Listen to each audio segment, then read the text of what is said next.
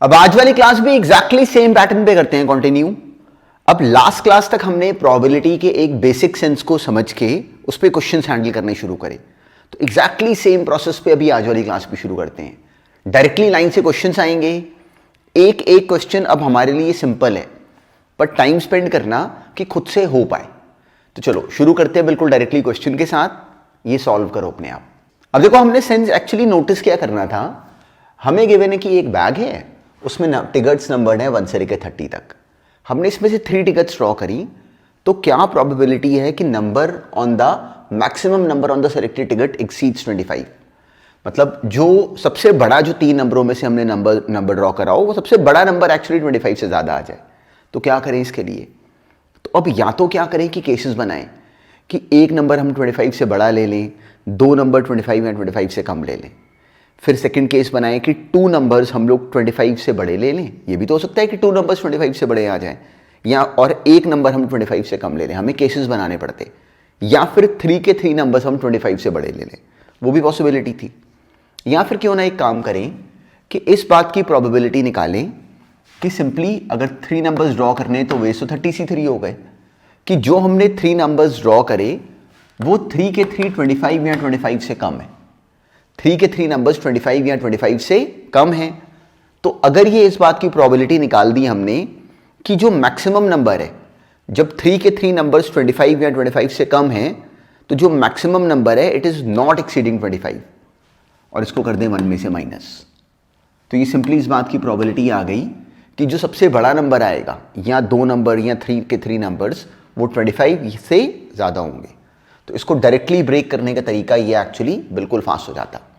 अब ऐसे ही नेक्स्ट करो। नेक्स्ट भी बहुत सिंपल है, कंप्लीटली स्टोरी बनाना, परमुटेशन कॉम्बिनेशन का क्वेश्चन है, एंड तक अपने आप जवाब बनाना और फिर टैली करना।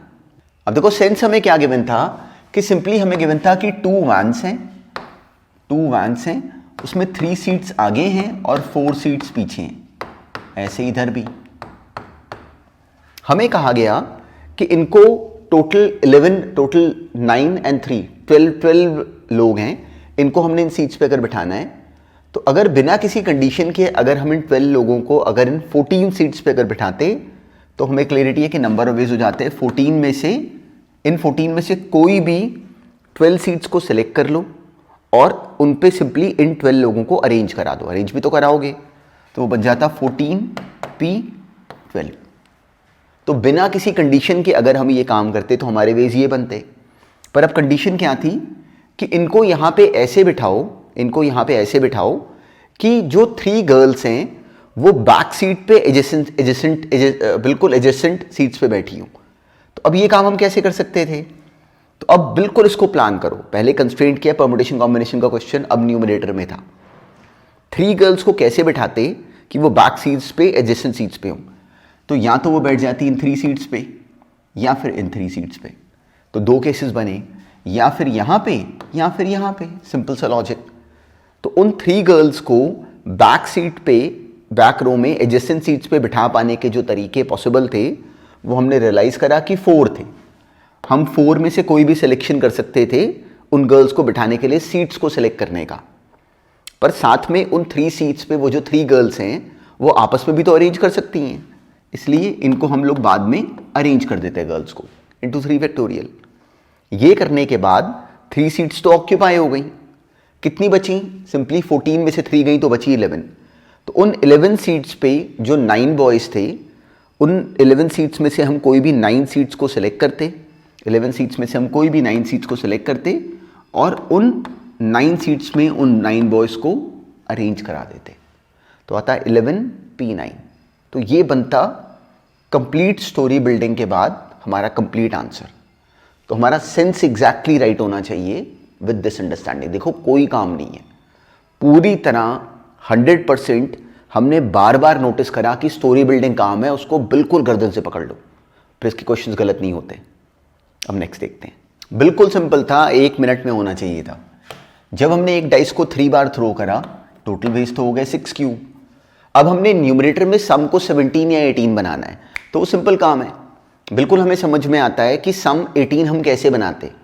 सिंपली तीनों डाइस पे 6 6 6 आ जाए, तो वो केवल 1 केस बचा। अब ऐसे ही अगर हमने सम को 17 बनाना है तो हमें क्लैरिटी है कि केस क्या बनेगा कि 2 फेसेस पे तो 6 आ जाए और एक फेस पे 5 आ जाए, तो सम क्या बनता 17। तो सिंपली 6 6 5। अब इसके भी हमें विजिबल है कि 3 केसेस बनते। याद रखना कि क्योंकि हमने डिनोमिनेटर में अरेंजमेंट करी है इसलिए न्यूमरेटर में भी होगी। तो इसके 3 केसेस बने और एक ये 1 केस, तो सिंपली 4/216। इसको सिंपली कैंसिल कर दो, डायरेक्टली अपना आंसर आ गया। पर सेंस एग्जैक्टली हमारा एग्जैक्टली ऐसे होना चाहिए। अब नेक्स्ट करते हैं। अब देखो एग्जैक्टली सेम पैटर्न पे हमने लास्ट क्लास में क्वेश्चन करा था, ये बस उसी बात को फिर से अब रिपीट करवाता और ये उससे सिंपल था। हमें क्लैरिटी थी कि सिंपली कहा गया कि रूट्स रियल हो, हमने पी और क्यू निकाले इस बंच में से विथ रिप्लेसमेंट। तो पी को निकालने की पॉसिबिलिटी कितनी 10, क्यू के लिए भी 10। तो बिना किसी कंडीशन के अगर ये काम हम करते तो विजिबल है टोटल वेज कितने बनते 10 × 10 दैट इज 100। अब रिक्वायर्ड वेज के लिए हमें चाहिए कि जो इसके रूट्स हों वो रियल हों। तो हमें एग्जैक्टली देखो वो एग्जाम में नई लैंग्वेज बना के देंगे तो उसको वहां देख के हम पैनिक नहीं होंगे, हम बोलेंगे कि हमें काम क्या कहा गया करने को, सिंपल परमुटेशन कॉम्बिनेशन। तो हमें काम क्या कहा गया कि इसके रूट्स रियल हों। कैसे होते हैं रूट्स रियल, जब इसका डिस्क्रिमिनेंट जो होता वो ग्रेटर देन इक्वल टू 0 होता। अब हमें यहां पे कंप्लीटली केस बाय केस बनाना पड़ता, तो उस चीज को लेके कभी भी छोड़ते नहीं है काम, बिल्कुल सिंपल होता है वो ये। तो हमने सोचा कि अगर p को 1 डाल दें तो ये 1 बना, 1 में से कुछ भी माइनस करोगे q को डाल के तो आंसर कभी पॉजिटिव बनेगा नहीं, उसको छोड़ दो। p को 2 डाला, ये बन गया 4। 4 तो यहाँ पे q क्या पॉसिबल है, बस 1। सिंपली 4 - 4 = 0 हो जाता, तो बस ये 1 केस बना, सिंपली 1 केस। अब हमने p को डाला 2, p को डाला 3, तो ये बना 9। 9 डालने पे q क्या पॉसिबल हो सकता था, इसके पॉजिटिव होने के लिए 1 और 2 केसेस बने। अब हमने p को डाला 4, तो ये 16, तो q क्या पॉसिबल हुआ 1 से लेके 4 तक।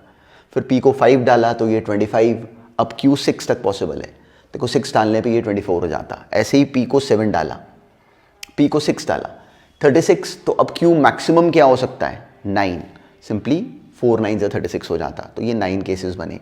p को 7 डाला तो ये हो गया 49।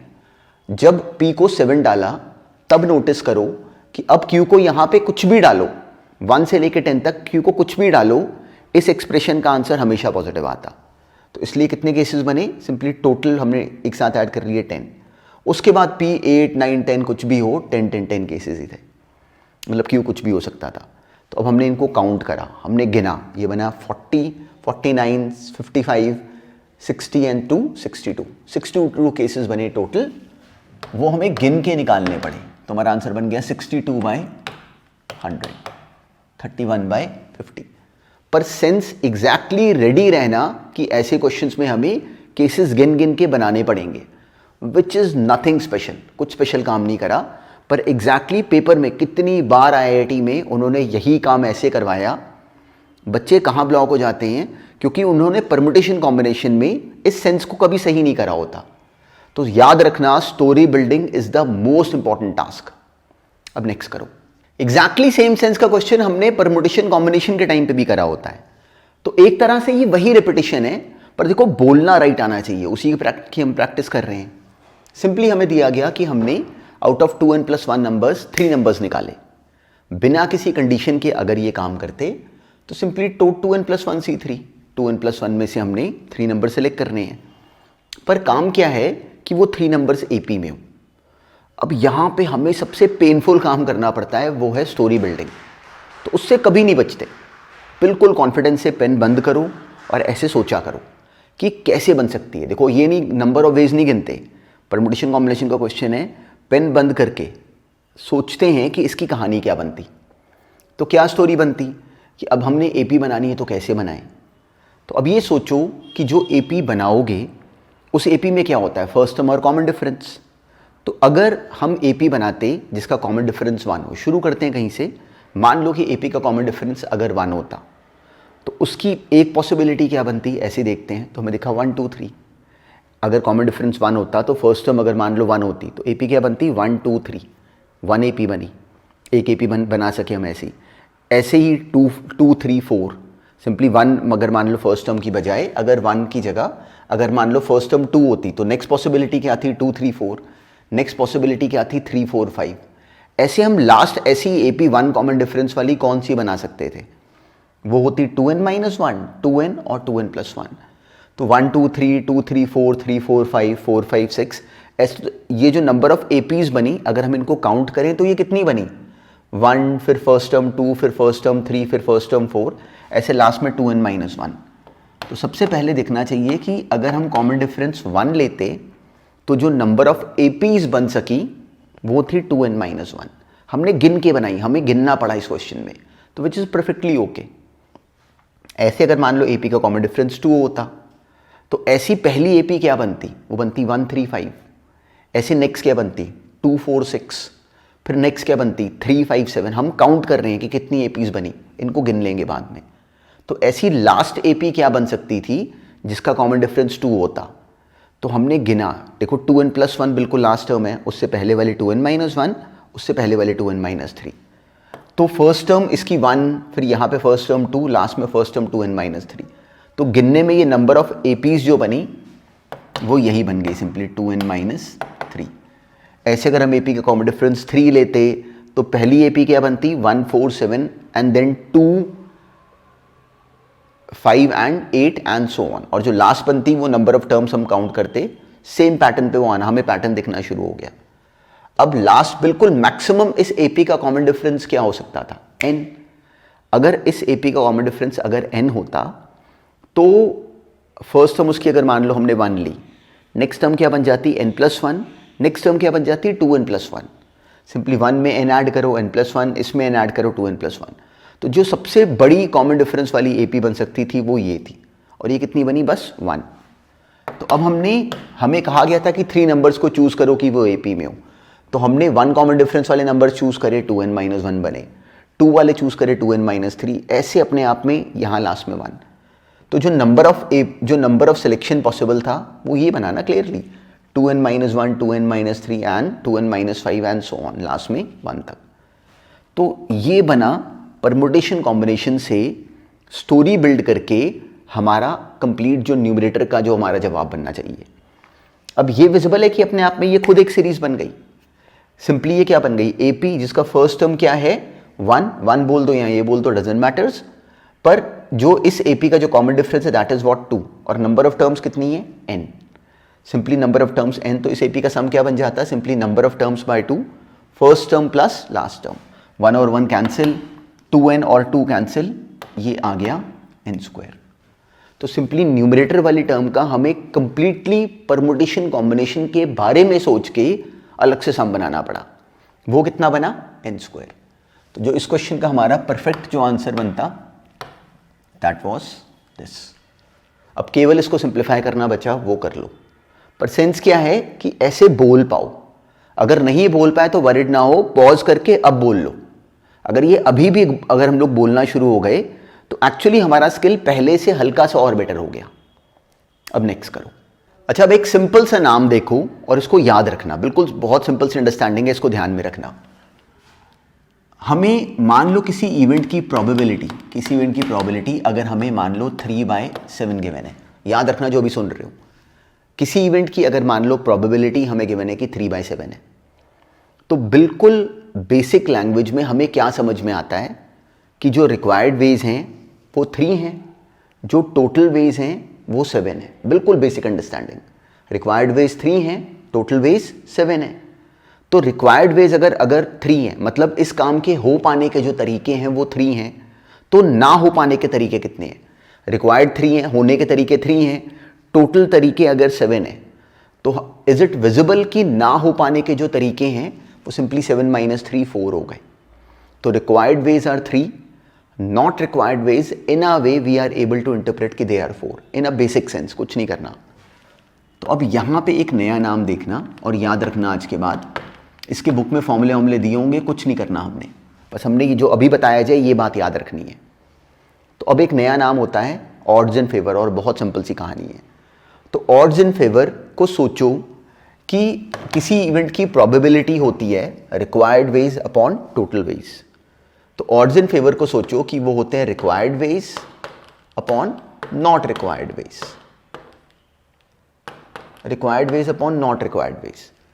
इस जैसे इस क्वेश्चन में अगर किसी इवेंट की प्रोबेबिलिटी अगर 3:7 है तो हमें डायरेक्टली क्लियर है कि जो ऑड्स इन फेवर हैं वो क्या होते हैं, required ways which is 3 upon not required ways which is 4। तो हमें ओरली पता होगा कि इसका सेंस क्या होता है। इस बात को बिल्कुल ध्यान में रखना, हमें क्वेश्चंस में काम आएगा। पर ये याद रखना, कोई फॉर्मूला नहीं करना, बुक में फॉर्मूले भी गिवन होंगे, हमें कुछ नहीं चाहिए वो, बस हमें ये सेंस को याद रखना है कि ऑड्स इन फेवर होता है required ways upon not required ways, मतलब होने के तरीके अपॉन ना होने के तरीके। इसी के साथ बिल्कुल 1 सेकंड में एसोसिएटेड नाम है ऑड्स अगेंस्ट। ऑड्स अगेंस्ट, अब बिल्कुल सिंपल सेंस इसको भी ध्यान में रखना। ऑड्स अगेंस्ट होता है नॉट रिक्वायर्ड, बिल्कुल इसी का reciprocal, not required upon required. Required upon not required की जगह ना होने के तरीके अपॉन होने के तरीके। तो इस केस में वो क्या हो जाता, 4:3। तो कभी अगर हमें ये गिवन हो तो हमारे लिए ये बिल्कुल भी नया नाम नहीं है, कुछ स्पेशल काम नहीं है, बस हमें इसको ऐसे देख पाने की समझ होनी चाहिए। अब चलो, अब इसको एक आधे एग्जाम्पल से इसी बात को रिकॉल करते हैं। मान लो किसी ने दिया कि किसी इवेंट की जो प्रोबेबिलिटी है, प्रोबेबिलिटी ऑफ ए मान लो हमें गिवन है कि अगर 6:11 है, 6/11 है, तो हमसे कोई पूछे कि ऑड्स इन फेवर क्या होगा, तो हमारा 1 सेकंड में जवाब होना चाहिए required ways 6 upon not required ways 11 - 6 that is 5। या कोई अगर ऑड्स अगेंस्ट पूछे तो हम फटाफट बोल सकते हैं कि दैट वुड बी 5:6। तो इस सेंस को बिल्कुल ध्यान में रखना, कोई स्पेशल काम नहीं है, उन्होंने चाहे जितना मर्जी बुक में कुछ भी दिया हो, पर केवल हमें ये अंडरस्टैंडिंग याद रखनी है, फिर इसमें कोई स्ट्रगल नहीं आती। ऐसे ही चलो, अगर मान लो कभी हमें गिवन है कि किसी इवेंट का जो ऑड्स अगेंस्ट है, किसी इवेंट का जो ऑड्स अगेंस्ट है, मान लो हमें गिवन है कि वो 4:7 है। किसी इवेंट का ऑड्स अगेंस्ट अगर हमें गिवन है कि 4:7 है और हमसे कहा जाए कि उस इवेंट की प्रोबेबिलिटी बता दो, तो अब देखते ही अपने मन में बनाओ इसका जवाब। तो हमारा जवाब क्या बनना चाहिए कि ऑड्स अगेंस्ट ये है, मतलब नॉट रिक्वायर्ड वेज 4 है, रिक्वायर्ड 7 है। प्रोबेबिलिटी क्या होता है, रिक्वायर्ड अपॉन टोटल। टोटल कैसे बनेगा, not required plus required that is 11। तो दैट इज इट। उन्होंने अब इसको कैसे भी पोर्ट्रे कराओ, इस पर कभी कंफ्यूज नहीं होना। इनफैक्ट टू द एक्सटेंट, अगर मान लो किसी ने दिया कि ऑड्स इन फेवर, अगर मान लो कहा कि x है और कोई पूछ ले मेरे से कि इसकी प्रोबेबिलिटी बता दो, तो मैं डायरेक्टली पढ़ूंगा कि अगर ऑड्स इन फेवर अगर x है मतलब x अपॉन 1 है, सिंपल सा लॉजिक। तो रिक्वायर्ड वेज कितने हैं, x, टोटल वेज कितने हैं, सिंपली प्रोबेबिलिटी क्या होती है, required which is x upon total which is required plus not required, मतलब x + 1। तो जब हमारे माइंड में पिक्चर ऐसे बन जाए ना, फिर हमें कोई फॉर्मूला नहीं याद करना पड़ता। ऐसे ही सोचो, कभी प्रोबेबिलिटी अगर p दी हो तो उसको p/1 पढ़ना, कभी अगर ऐसे वो ऑड्स इन फेवर में लेके जाएं तो फिर इसके क्वेश्चंस कभी गलत नहीं होते, कोई फॉर्मूला नहीं करना हमने। तो चलो, अब क्वेश्चंस के बीच में ये भी काम आएगा, तो इसलिए बस 1 सेकंड हमने ये नाम सुन लिया। अब नेक्स्ट करते हैं। तो डायरेक्टली स्कूल के एग्जाम में जो क्वेश्चंस फेस करोगे वो शायद अब इस लेवल इस तरह के नहीं होंगे, पर यही सब चाहिए, यही हमारा सिलेबस है। तो अगर इनमें ब्लॉक भी हुआ तो बिल्कुल वरीड नहीं होना चाहिए। केवल एक राइट सेंस पकड़ो, केवल एक राइट सेंस पकड़ो कि हमें हमारी अंडरस्टैंडिंग कैसे की होनी चाहिए। हमें किसी ने कहा कि a die is thrown 10 times, what is the chance of getting, what is the chance of getting, simply हमें गिवन था कि what is the chance of getting exactly 6 consecutive 6s। तो अब ये काम कैसे करें, टोटल वेज तो हमने बना लिए, वो बन गए 6 की पावर 10। जो रिक्वायर्ड वेज है उसमें हमें कहानी बनानी पड़ी, तो इसलिए I am focusing upon those question जहां पे कि हमारी स्टोरी बिल्डिंग पुश कर करके राइट हो जाए। और इंटरेस्टिंग बात यह है कि वो सबकी हो जाती है। एक बार जब सेम जगह पे धक्का मारो तो हमारा सेंस बनना शुरू हो जाता है। अब सोचो कि कंसेक्यूटिव 6s कैसे आते, 10 बार में हमें चाहिए, तो या तो सोचो कि 1 2 3 4 5 6 7 8 9 10, या तो सोचो कि एक केस तो ये बना कि एग्जैक्टली जो फर्स्ट पहली प्लेस से 6 आना शुरू हो जाए, फर्स्ट 6 प्लेसेस पे 1 2 3 4 5 6, यहाँ तक तो 6 आ जाए, उसके बाद मतलब हर एक जगह पे हमने 6 को फिल करना है, तो सिंपली 1 1 1 1 1 वे ही भरा, 6 6 6 ही आना है हर जगह। उसके बाद हमें और 6s नहीं चाहिए, तो इस प्लेस को फिल करने के वेज कितने बने 5, इसके भी 5, इसके भी 5, इसके भी 5, 6 के अलावा कोई भी और फेस आ जाए 6 नहीं आना चाहिए। 6 कंसेक्यूटिव बार आ गया और बाद में कोई और नंबर, तो इसके वेज कितने बने 5 की पावर 4। पर अब अगर मान लो इसकी जगह मान लो फर्स्ट फेज पे 6 ना आता, फर्स्ट फेज पे कुछ और आता, उसके बाद सेकंड प्लेस से लेके 7th प्लेस तक हर एक पे 6 6 6 आता रहता, तो इनको फिल करने के जो वेज बनते वो 1 1 1 बन जाते, और जो लास्ट जो 3 प्लेसेस थी उन पे कुछ और आ जाए, तो उसके वेज कितने बनते 5 5 और 5, सिंपली 5 इंटू 5 इंटू 5, तब हमारे वेज कितने बने 5 इंटू 5 इंटू 5 इंटू 5। ऐसे ही फर्स्ट 2 प्लेसेस पे कुछ और आ जाए, उसके बाद वाली 6 प्लेसेस पे सिंपली अब की बार 6 आ जाए, तो 8 प्लेसेस फिल हो गई, उसके बाद हमें 6 नहीं चाहिए, तो इसके वेज भी कितने बने फिर से 5 की पावर 4, इसके भी 5 की पावर 4। अब ऐसे ही फर्स्ट 3 प्लेसेस पे 6 आ जाए, फिर 6 ना आए, फिर 6 आए 6 बार, उसके भी 5 की पावर 4, और ऐसे ही लास्ट 4 प्लेसेस पे 6 आ जाए और उसको हमने अलग से काउंट करा, तो कितने वेज बने 5 की पावर 4, फर्स्ट से अगर शुरू करा 5 6 7 8 9 10, तो बिल्कुल ऐसे ही जो केसेस बने वो बने 1 2 3 4 5, जो लास्ट केस बना वो भी हमने सारे गिने, तो हमारा आंसर क्या बना सिंपली 5 टाइम्स ऑफ 5 की पावर 4, मतलब 5 की पावर 5 अपॉन 6 की पावर 10, ये बनता कंप्लीट जवाब।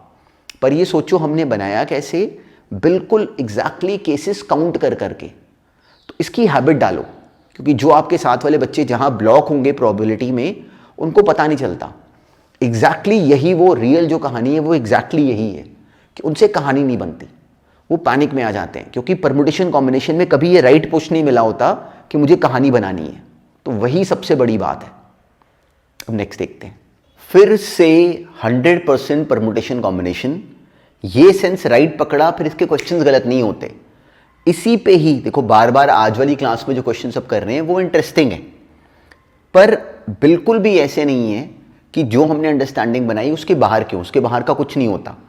तो जो बच्चे कॉम्पिटिटिव एग्जाम्स में जाके ब्लॉक होते हैं वो इसलिए फ्रस्ट्रेट होते हैं क्योंकि उनको एग्जैक्टली यहाँ पे एग्जैक्टली इस बात पे पुश नहीं मिला होता। किस बात पे? Story building. एग्जैक्टली ये this is the hidden message which is to be captured. हमें किसी ने एक नंबर्स का सेट दिया 1 से लेके 3n तक, हमें कहा कि x² माइनस y² इसमें से चूज करे विथ रिप्लेसमेंट, देखो नहीं बोला हुआ, तो ये डिविजिबल बाय 3 हो। तो हम क्या करते हैं कि हम ये सोचते हैं कि भाई सिंपल सी बात, हमने 2 नंबर्स x और y चूज करने सेट में से, तो अगर बिना किसी कंडीशन के अगर ये 2 नंबर्स हम चूज करें तो उसके वेज कितने होते? 3n में से चूज कर रहे हैं 2 नंबर्स 3nc2, तो टोटल वेज तो हमने बना लिए, वो तो सिंपली बन गए 3nc2। तो जब हमने टोटल वेज बना लिए कि वो 3nc2 बने, अब रिक्वायर्ड वेज हमें बनाने पड़ गए। हमने अब सोचा कि क्या करें कि x² माइनस y² डिविजिबल हो जाए। तो ये काम कैसे करें? देखो लाइन सुनो, ये काम कैसे करें उसकी कहानी बनानी है मैंने। तो x² माइनस y² को नोटिस करा कि वो x minus Y into X plus Y होता है, सिंपल सा लॉजिक। तो अगर मैं चाहता हूं कि ये नंबर डिविजिबल बाय 3 हो जाए तो इन दोनों में से किसी एक को 3 का मल्टीपल होना चाहिए, फिर सिंपल सी बात, नंबर हो गया डिविजिबल बाय 3। तो x माइनस वाई 2 नंबर्स हमने चूज करने हैं, उन दोनों का डिफरेंस 3 का मल्टीपल होना चाहिए। तो कैसे हो सकता है? नंबर्स हमें क्या गिवन थे? सिंपली 1 से लेके 3n तक। अब इन नंबर्स के बारे में सोचो, ये नंबर्स की जो कैटेगरी है वो कैसे की है। देखो या तो इसमें से नोटिस करना, देखो ये जो आखिरी अगर 3 3 के अगर बंच में अगर इसको बना लो तो आर वी एबल टू सी कि इनमें से हर एक नंबर जो है, जो थर्ड नंबर है वो 3 का मल्टीपल है। तो इनमें इन 3n नंबर्स में से हमें विजिबल है कि जो n नंबर्स है 3 6 9 एंड सो ऑन, जो n नंबर्स हैं वो 3 के मल्टीपल हैं। तो अगर हमने उन 3 के मल्टीपल में से कितने नंबर्स हैं? n।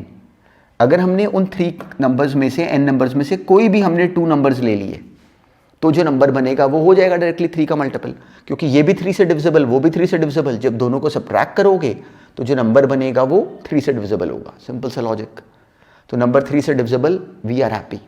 क्यों? क्योंकि इन दोनों का डिफरेंस, वो भी 3 का मल्टीपल, वो भी 3 का मल्टीपल, दोनों को माइनस करो, आंसर कैसा बना? 3 का मल्टीपल।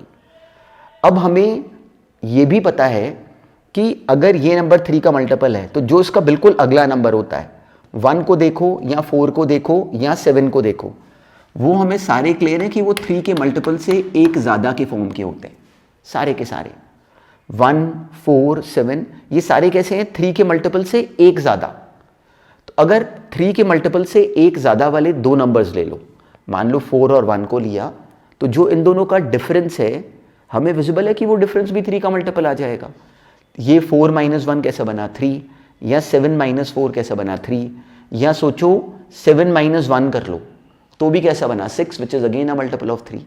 मतलब आउट ऑफ दीज 3 नंबर्स हमें विजिबल है कि n नंबर 3 के मल्टीपल से 1 ज़्यादा वाले भी होंगे। तो अगर हमने उन n में से भी 2 सिलेक्ट कर लिए तो भी नंबर 3 का डिविजिबल बन गया। क्यों? उन दोनों को माइनस करो, 3 से डिविजिबल। ऐसे ही जो 2, 5, 8 एंड सो ऑन है, वो सारे कैसे हैं? 3 के मल्टीपल से 2 ज़्यादा, सारे के सारे। Out of these 3 numbers, n numbers से 3 के मल्टीपल, n थे 3 के मल्टीपल से एक ज़्यादा, n थे 3 के मल्टीपल से 2 ज़्यादा। तो अगर हमने जो 3k + 2 फॉर्मेट के भी नंबर्स हैं यहाँ पे n, अगर उनमें से भी कोई 2 सेलेक्ट कर लिए तब भी जो जवाब बना वो कैसा बना? 3 का मल्टीपल। सिंपली डिफरेंस नोटिस करो, 5 - 2 करो 3, या 8 - 2 करो 6, which is again a multiple of 3। तो अगर हमने उनमें से भी 2 नंबर्स लिए तो भी बात बनी। तो हमने x - y 3 का मल्टीपल जितने केसेस में बन सकता था सब बना लिए।